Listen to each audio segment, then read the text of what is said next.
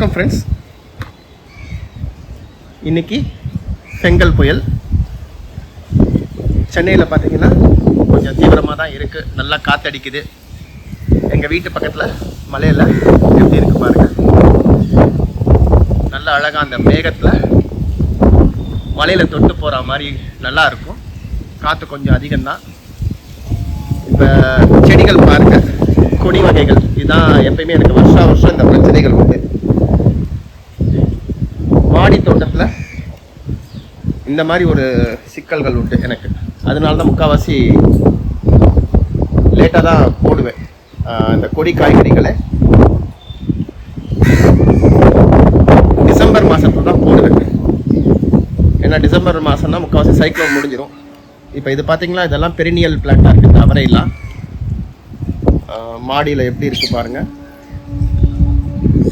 எல்லாம் ஃபுல்லாக உதிர்ந்துருது. இப்போ பூ பிடிச்சிருந்த சமயம் அதெல்லாம். இயற்கையை ஒன்றும் பண்ண முடியாது. பட் நான் கொஞ்சம் கவாத்தெல்லாம் பண்ணி கொஞ்சம் வச்சுருந்தேன். இந்த பாருங்கள் காற்று எந்த அளவுக்கு இருக்குது பாருங்கள். காத்தாலேருந்தே வீடியோ எடுக்கணும் அப்படின்னு நினச்சிருந்தேன். இது பாருங்கள்.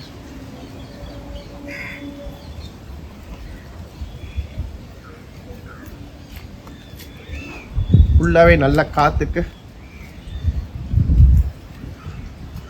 கொஞ்சம் அடிக்க தான் செஞ்சுருக்கு. இதெல்லாம் ஒன்றுமே பண்ண முடியாது.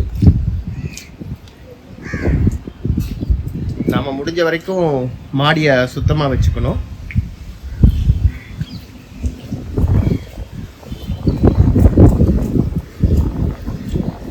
ஏன்னா இப்போ டைம் பார்த்தீங்கன்னா ஆல்மோஸ்ட் 12 ஆக போகுது.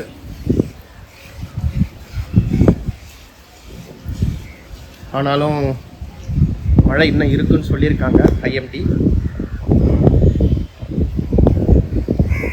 ஸோ முடிஞ்ச வரைக்கும் எப்போல்லாம் ஃப்ரீயாக இருக்கும் மழை விட்டுறது. இந்த மாதிரி சமயத்தில் தண்ணி எதுவும் தேங்காமல் க்ளீன் பண்ணி விட்டுறது ஃபுல்லாக.